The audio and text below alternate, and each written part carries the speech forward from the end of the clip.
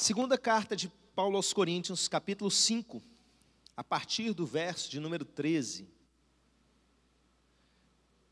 Esse capítulo 5 de 2 Coríntios é bem famoso.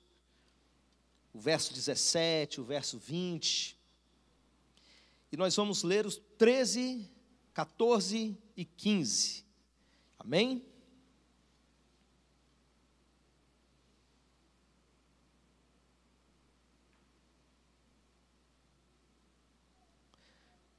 Lemos assim a palavra do Senhor. Porque se enlouquecemos, é para Deus, e se conservamos o juízo, é para vós outros. Pois o amor de Cristo nos constrange. Julgando nós isto, um morreu por todos, logo todos morreram. E ele morreu por todos, para que os que vivem não vivam mais para si mesmos, mas para aquele que por eles morreu e ressuscitou. Amém, amém.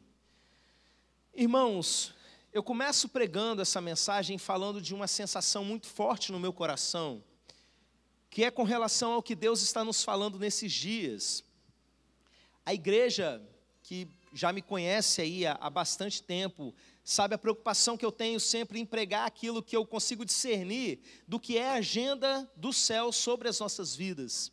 E Deus tem nos falado muito nesse início de ano a respeito da perseverança e de como Ele quer produzir na sua noiva, na sua igreja, um espírito perseverante.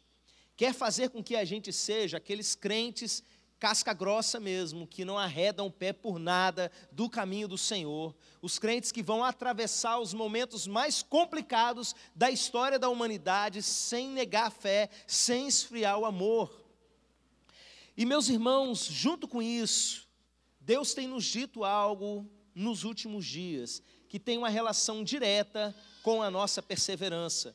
E não é a questão da dificuldade.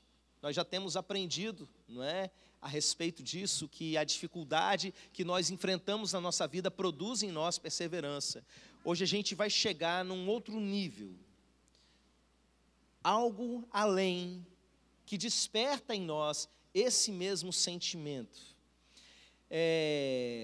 A igreja está passando por uma jornada de busca pela presença de Deus, que a gente tem chamado de jornada Aviva. E nessa jornada viva, um dos textos que nós estudamos foi um texto que eu mesmo escrevi na semana passada e disponibilizei para os irmãos a respeito dos irmãos morávios, o avivamento morável. Quem já leu, quem já chegou nesse dia aí, levanta a mão, dá uma balançada, né?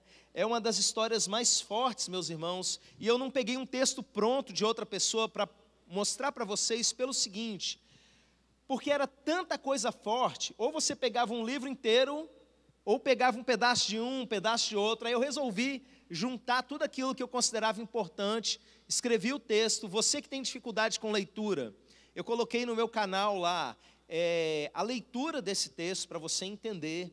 E eu gostaria de começar essa mensagem ilustrando aquilo que nós vamos aprender hoje com algo que está ali nesse texto. Você que já leu, não tem problema, é bom que reforça. Você que não leu ainda, é bom que deixa você instigado para conhecer um pouco mais a história. Mas entenda que isso tem tudo a ver com a gente e com o tempo que nós estamos vivendo hoje. Irmãos, os irmãos morávios foi um grupo de refugiados numa época de grande perseguição religiosa, que eles tiveram que sair da região da Morávia, atual República Tcheca, e ir para as terras do conde Zinzendorf, lá na Alemanha. E ali naquele local onde eles estavam, eles experimentaram um grande agir de Deus. Era um povo que acabou vivendo num território onde tinha gente vindo de vários lugares, refugiados políticos, né? Na verdade, refugiados religiosos. Um rei católico estava matando tudo quanto é protestante, eles tinham que fugir.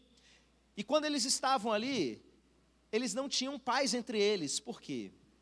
porque existiam várias denominações diferentes, era, acho que mennonita de um lado, luterano de outro, calvinista do outro, e eles ficavam num conflito terrível, numa coisa horrorosa, a ponto de, enquanto o pastor estava pregando aqui, um passava lá na rua, parava na porta da igreja e começava a falar: não é assim não, você está pregando errado. Imagina a cena, meus irmãos, a confusão que estava acontecendo. Só que o dono daquelas terras era um homem muito de Deus. Esse conde, Zinzendorf, ele era um cara muito inteligente, muito espiritual, muito cheio do Espírito Santo, e ele resolveu se mudar para lá para pastorear aquela gente. E num dado momento, e eu vou falar para vocês depois o que aconteceu ali, o que despertou isso, esses irmãos, eles resolveram, sob a liderança desse homem, escrever um termo, dizendo que, se quiser morar nessas terras, vai ter que aceitar conviver com as diferenças, e vai ter que conviver junto, e dar valor àquilo que a gente tem em comum, e não aquilo que a gente tem de diferente das denominações. E o pessoal foi lá e começou a assinar, meio que por obrigação, mas o ambiente de oração de alguns era tão intenso, tão forte, que até aqueles que estavam fazendo, dizendo que concordavam da boca para fora, acabaram vivendo em unidade. E a partir desse tempo que eles começaram a viver em unidade, eles viveram uma experiência muito forte, que é o que eu vou dizer para vocês, o ponto de partida daqui a pouco, mas que simplesmente culminou no seguinte: eles começaram uma sala de oração, em que as pessoas iam 24 horas por dia orar, numa escala, cada hora ia 7 dias por semana, uma reunião de oração que não acabava, sabe? Começou com 24 irmãos, cada um assumiu um horário, e iam lá para a sala de oração, e ficava assim, saía um 3 horas da manhã, chegava outro 4, chegava outro 5, e assim foi. Daqui a pouco aquele número aumentou para 77, daqui a pouco a criançada resolveu que ia orar também, e dizem que a oração das crianças era uma coisa assim de quebrantar qualquer coração, sabe? Porque era algo que o próprio Espírito Santo estava despertando neles. Irmãos, pensa o seguinte, essa sala de oração ficou sem falhar por mais de 100 anos. Quem já assumiu um horário na nossa torre de oração e falhou, levanta a mão. Mais de 100 anos, uma comunidade orando sem parar. Eu fico pensando na perseverança disso, desse povo, sabe? Porque a gente fica doente, surge imprevisto, acontece de tudo. Esses caras conseguiram.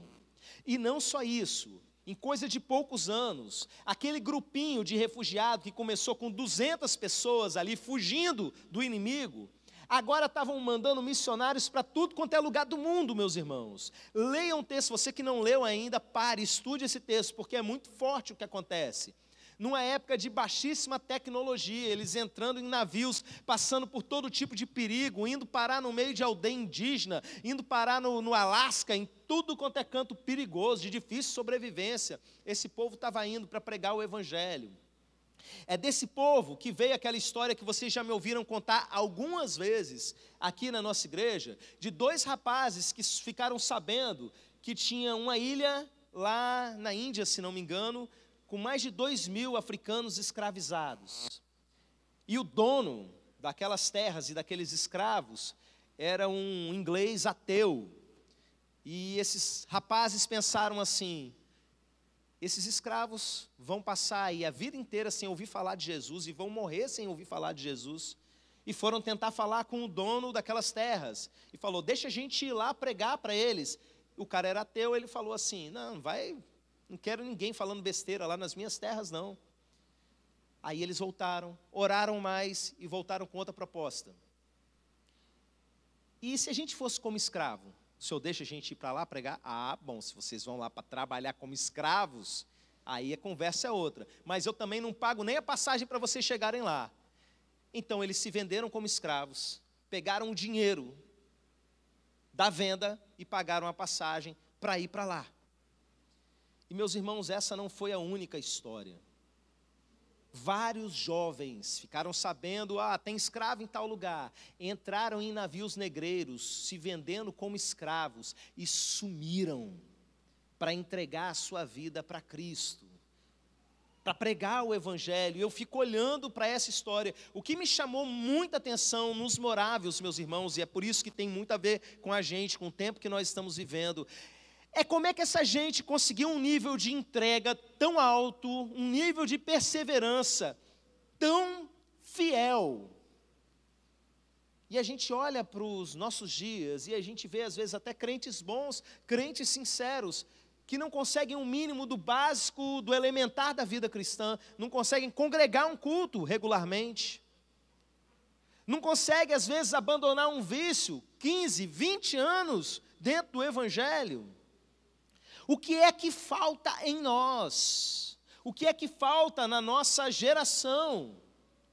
E quando a gente olha ali, para essa história dos morávios, nós temos uma pista, e tem a ver com o texto que nós lemos e com os outros textos que nós vamos meditar nessa noite. Presta atenção que isso pode mudar, isso é para mudar, não só a sua vida, mas a nossa estrutura espiritual enquanto igreja. Esses irmãos morávios, quando eles se reuniram para orar, e tiveram esse entendimento da unidade, fizeram um termo, eles resolveram marcar uma ceia, juntando todo mundo, aquelas pessoas diferentes, sabe? E eles marcaram para o meio-dia, chegou lá todo mundo no meio-dia, e eles começaram num quebrantamento tão forte, naquela reunião de ceia. Irmãos, o culto foi até a meia-noite, as pessoas não iam para casa, e a presença de Deus era tão forte que eles foram lançados no chão de joelhos. E eles choravam. Presta atenção, meus irmãos, isso aí é 1740 e pouco. Muito antes do movimento pentecostal, de qualquer coisa que a gente tivesse nesse sentido, sabe? Numa época que a ortodoxia teológica não acreditava em missões, em pregar o evangelho para as pessoas, nada disso. Eu quero que vocês entendam o que Deus fez ali no meio deles. E esses irmãos viram o seguinte: durante esse culto, vários deles tiveram uma visão. E o que eles enxergaram? Um cordeiro sangrando. Só isso. Lembra daquele texto lá, da profecia a respeito de Jesus, lá que Isaías fala, que diz assim: ele verá o fruto do seu trabalho e ficará satisfeito. Irmãos, quando aqueles dois jovens de 20 anos estavam no navio, indo embora, e a família chorando igual desesperados, e o grupo de oração deles chorando, vendo o navio se afastar, os dois rapazes se abraçaram e gritaram assim: que o cordeiro receba a recompensa pelo seu trabalho. Você sabe o que motivou os morávios a viverem todas essas coisas? Um entendimento do amor de Deus. O que motivou esses irmãos a entrarem na torre de oração, a sair assim, igual uns malucos mesmo, mundo afora pregando o evangelho, não foi uma pressão da liderança, não foi um zelo, um compromisso carnal, qualquer coisa assim, eu empenhei minha palavra, uma disciplina santa, não. Foi um entendimento do amor de Deus que nos falta. E eu não me excluo nesse momento. E por que eu digo isso? Eu conheço do amor de Deus, eu prego o amor de Deus, ai de mim se não fosse o amor de Deus. Mas quando eu olho, por exemplo, o apóstolo Paulo falando a respeito desse assunto, eu percebo quão necessário é que eu entenda mais. Paulo escreve, por exemplo, aos irmãos da igreja em Éfeso, que era uma igreja extremamente amorosa, meus irmãos. E ele vira, Efésios 3, ali mais ou menos entre o verso 14 para frente, né? Ele vai falando algumas coisas, ele diz assim: eu me coloco de joelhos diante do Pai por causa de vocês, pedindo sabe o quê? E ele começa a falar algumas coisas que não tinha a ver com as necessidades humanas deles. Eles não estavam orando ali pela irmã fulana que estava doente, pelo irmão fulano que precisa trocar de carro, por fulano de tal que está passando por essa dificuldade. Não. Ele começa a focar a oração dele no seguinte: eu oro para que vocês entendam o amor de Deus, para que vocês possam compreender, junto com todos os santos, qual é a altura, a largura, o comprimento, a profundidade, entender o amor de Deus que excede todo entendimento. A preocupação de Paulo maior, meus irmãos, ao orar pela igreja, é que a igreja entendesse pelo menos um pouquinho mais dessa coisa infinita que é o amor de Deus. Quando nós lemos esse texto, aqui no início da nossa mensagem, que diz assim: porque se enlouquecemos é para Deus, e se conservamos o juízo é para vós outros, pois o amor de Cristo nos constrange. Repita comigo isso: pois o amor de Cristo nos constrange. Julgando nós isto, um morreu por todos, logo todos morreram. E ele morreu por todos para que os que vivem não vivam mais para si mesmo, mas para aquele que por eles morreu e ressuscitou. Paulo está mostrando um tipo de vida aqui que a maior parte dos crentes não vive. Você não vive mais para você. Você vive agora para aquele que morreu por você. E por que isso? Porque o amor de Cristo nos constrange. Se o amor de Cristo não está constrangendo você, você não tem motivação para absolutamente nada na sua vida cristã. Porque tudo que nós fazemos precisa partir desse entendimento. Nada é por obrigação, meus irmãos. O que movia os moráveis e o que nos move, o que precisa mover você, a única coisa que vai fazer você consertar a sua vida, nessas coisas que você não tem sido perseverante, nessas coisas que você não tem vencido, é você abrir um pouquinho mais a sua mente e entender o tamanho do amor de Deus. E a mensagem dessa noite é para te ajudar a isso. Nós vamos dedicar um tempinho no final para orar por isso, como Paulo fez, se colocar de joelhos para que esse entendimento do amor encha. Mas nós precisamos entender um pouco esse amor, porque, meus irmãos, às vezes a gente quer entender o amor de Deus baseado no conceito de amor mundano, baseado no entendimento de um amor que o mundo ensinou para a gente que é o amor. Que os filmes, que as novelas, que as famílias ensinaram o que é amor. E muitas vezes a gente não consegue entender, biblicamente falando, meus irmãos, o que de fato é o amor.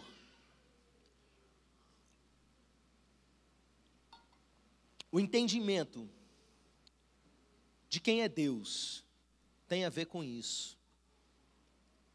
Tem muito crente que não consegue se firmar na igreja, sabe por quê? Porque ele não sabe ser amado. Não sabe ser amado por Deus, não sabe ser amado pelos irmãos. E às vezes quando ele é confrontado minimamente, ele entende que ele não é amado. E às vezes quando ele recebe uma dose de amor, que não é exatamente aquilo que ele imaginou, que o amor iria se manifestar, ele rejeita. Aliás, porque o mundo tem rejeitado tanto a Deus nesses últimos tempos, porque não entendeu o que é o amor de Deus. Vocês já repararam como muita gente hoje não se refere mais a Deus, mas se refere ao universo? Como que as pessoas às vezes vão falar de oração, aí falam, não, eu não vou fazer uma oração, vou mandar aqui uma energia, né? Estou mandando boas vibrações aí para você, porque tipo assim, eu não vou tocar em religião nenhuma. Na verdade, eu percebo que isso tem uma raiz um pouco terrível. E eu vou dizer para vocês qual é. As pessoas não querem aceitar que exista um Deus que, ao mesmo tempo que se diz amor, permite tanta maldade no mundo. A crise que Satanás tem colocado no coração de muita gente há muito tempo isso desde antes de Cristo, com o conceito de Deus. Como pode existir um Deus que ao mesmo tempo ele é bom e todo-poderoso? Porque se ele é todo-poderoso e o mundo está desse jeito, então ele não é bom. É a crise que muita gente vive. Então eles veem, o mundo está desse jeito, o mundo está cheio de maldade, cheio de dor, cheio de coisa terrível, mas existe um Deus?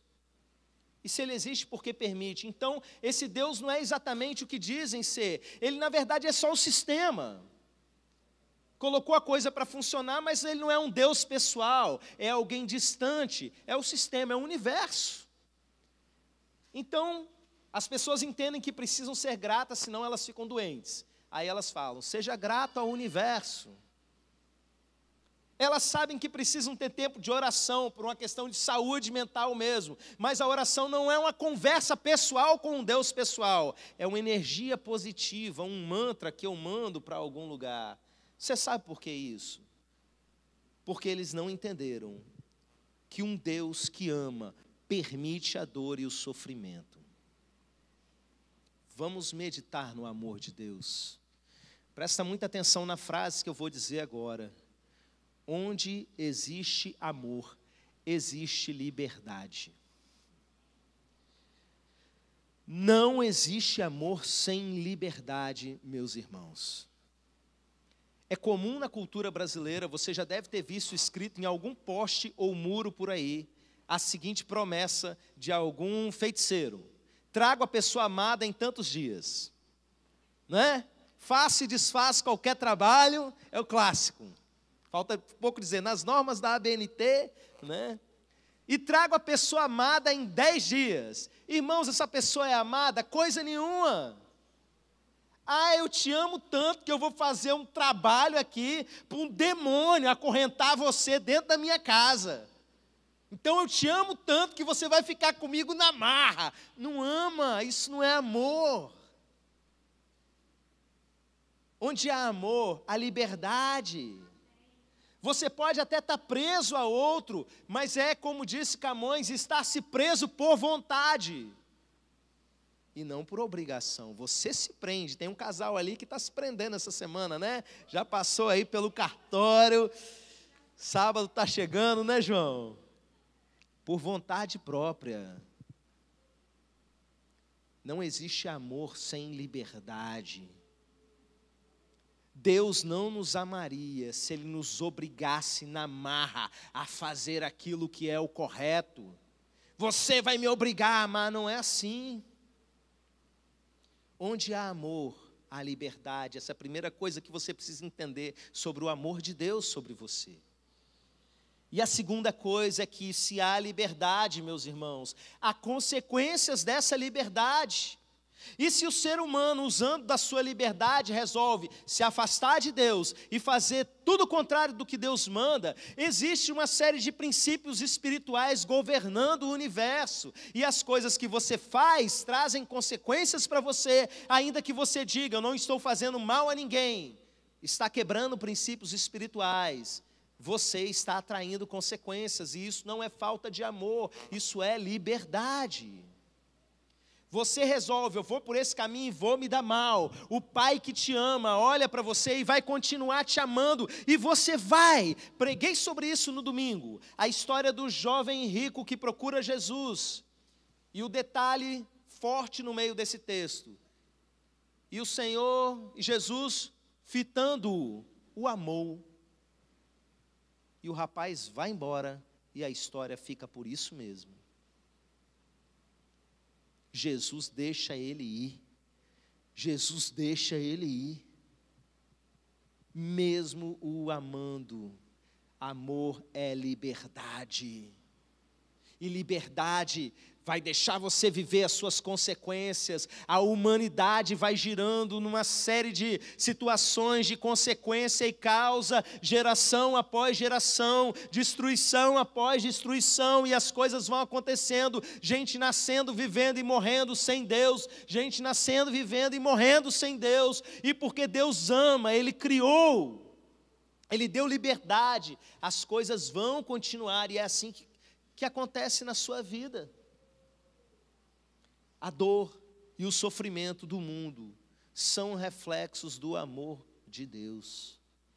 Por mais louco no primeiro momento que esse raciocínio possa parecer, mas simplesmente porque não há amor sem liberdade. Mas aí chega na parte boa da história, a parte melhor ainda da história, né? Abra sua Bíblia em Romanos 5.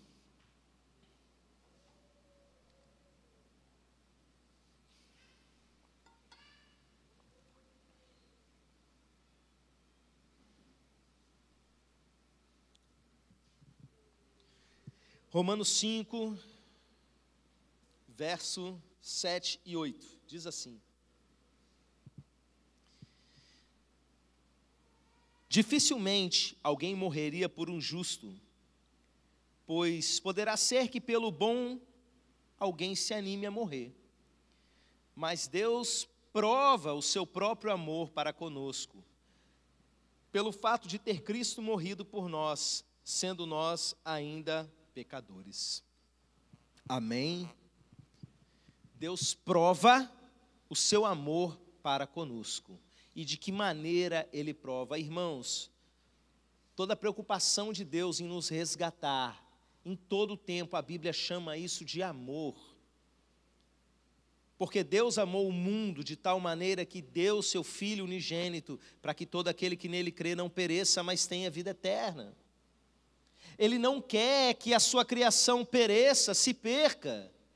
E aí, ao invés de criar um sistema religioso que tem que fazer um monte de coisa e tal, não, ele facilita ao máximo, não tem que fazer nada, só crer. E por que ele faz algo assim? Porque Deus amou o mundo. E que símbolo é esse? Ele dá prova do seu amor para conosco, morrendo por nós, sendo nós ainda pecadores. Irmãos, dentro do universo de símbolos da humanidade, se existe algo que atravessa todas as culturas, lá do índio, lá do aborígenes, não sei como é que está chamando agora, né? Pessoal nativo lá da Oceania, até o cara lá no centro da Europa, na Ucrânia, qualquer lugar do mundo, existe uma linguagem que está presente em todos os lugares: morte, dor e sofrimento. Você já viveu a experiência de alguém sofrer no seu lugar, tirando a experiência de Jesus? Você já teve na sua vida a experiência de alguém virar para você e falar assim: ó, você está indo para lá, não, deixa que eu vou no seu lugar para você não viver isso? Algumas meninas têm uma grande expectativa de um dia conhecer um homem que seria capaz de fazer qualquer coisa por elas, uma prova de amor. Mas você já viveu isso na prática? De repente você ir sofrer algo, alguma dor, alguma coisa, você ir se dar mal e alguém lá e se dar mal no seu lugar para você não precisar viver aquilo. Uma relação de troca, de substituição. Irmãos, quando essas coisas acontecem em qualquer cultura humana, a sensação de alívio, sei lá, quem faria uma coisa dessa? As histórias que eu conheci ao longo da vida eram pais com filhos. Porque só uma mãe faria isso por um filho, um pai faria isso por um filho, não é? Se joga na frente do boi e morre, mas salva o filho. Entra num carro pegando fogo, tira o filho, morre, mas salva o filho. Porque é movido por um amor gigantesco. É por isso que a gente chama Deus de Pai. Ele se colocou esse nome para nós, para a gente conseguir entender um pouquinho a natureza do amor dele. E aí Paulo fala assim: pois poderá ser que por um bom alguém ouse morrer. Alguém vira e fale: não, aquele ali, né? Principalmente quando se constrói uma figura heróica, fulano de tal é um cara que precisa permanecer vivo, é o general no combate, os soldados vão lá e morrem por ele, é o nosso rei, a gente precisa vencer, precisa dele vivo, vão lá e morrem por ele. Mas por gente que não vale nada, igual você e eu, por um bando de pecador que todas as vezes que teve a chance de aprontar, aprontou, que fez um monte de coisa errada, mesmo sabendo que Deus disse: não vai por aí, você foi do mesmo jeito. Deus dá prova do seu amor para conosco.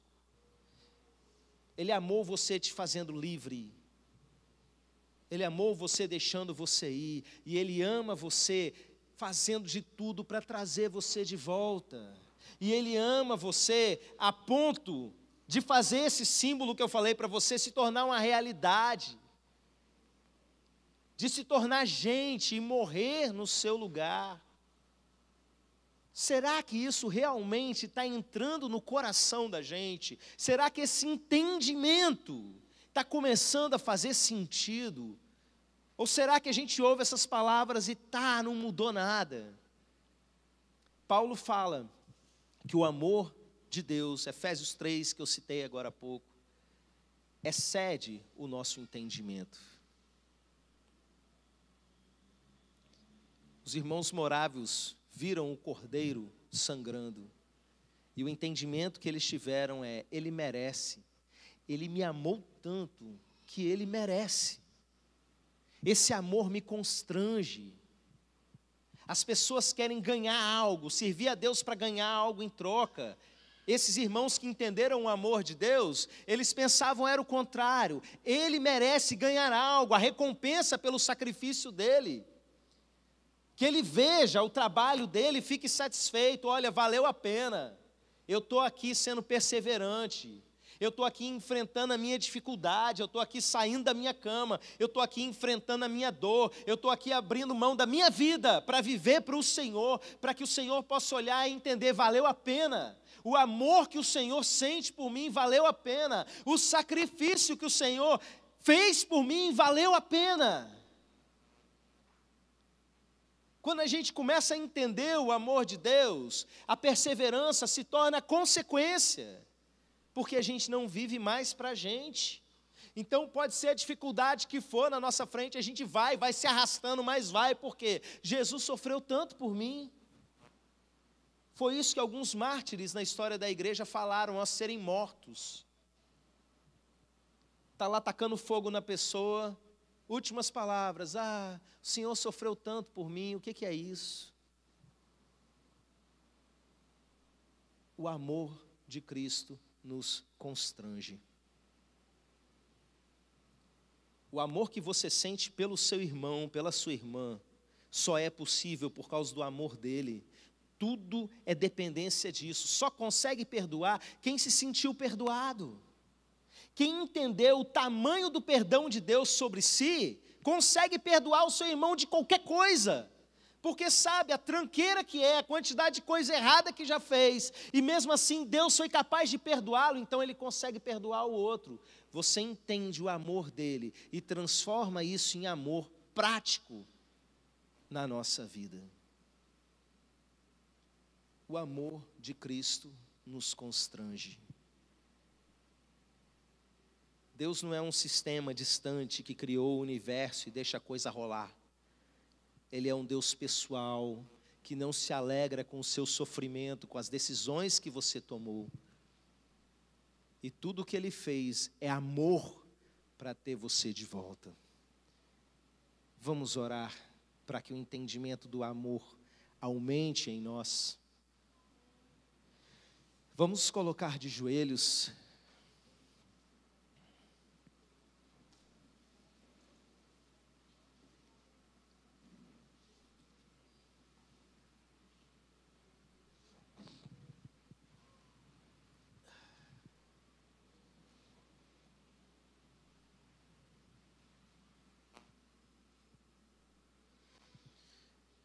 Pai, o Teu amor excede o nosso entendimento, a nossa capacidade neurológica é limitada.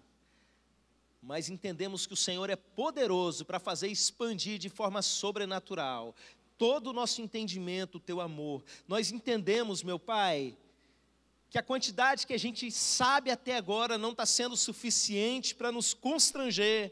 E eu falo isso de maneira geracional, meu Deus. Não a respeito de uma pessoa ou outra individualmente, mas de nós de maneira coletiva. O Teu amor precisa ser entendido, meu Pai.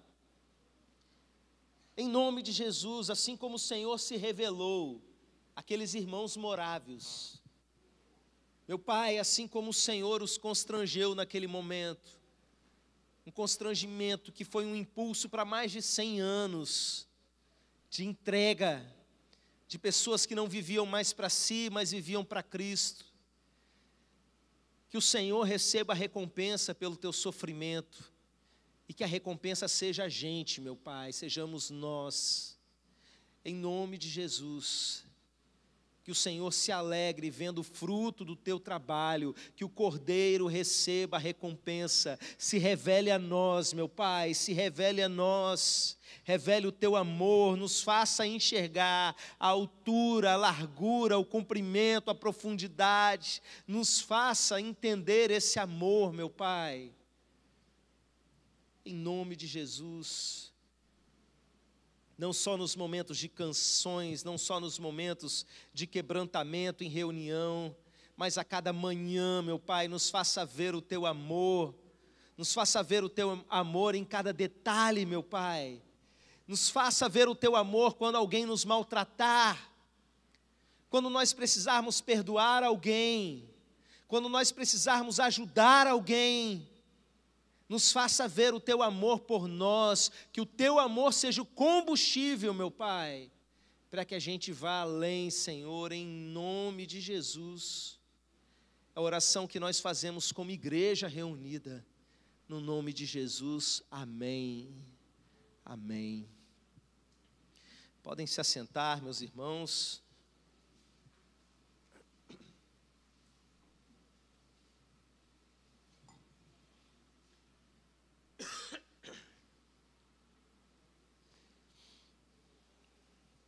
Lembrando que amanhã temos o culto das crianças, a escola de levitas não será no sábado, tá, meus irmãos? Você aí que é levita, lembre-se, sexta-feira à noite nós estaremos aqui reunindo para discutir as coisas, as tarefas, divisão de tarefas do nosso retiro e ter a nossa mini vigília de oração pelo nosso pré-encontro e pelo encontro. Amém? Vamos orar, encerrando o nosso culto. Pai, obrigado, Senhor, por esse tempo que nós passamos aqui meditando na Tua palavra e Te adorando, meu Pai. Espalhe essa palavra, Senhor, e nos faça compreendê-la melhor. E que a graça do nosso Deus, Pai, o amor de Jesus, a comunhão com Seu Espírito Santo, seja com cada um de vocês, meus irmãos, e com todo o povo de Deus espalhado pela terra. Amém e amém. Deus abençoe vocês, uma boa continuidade de semana.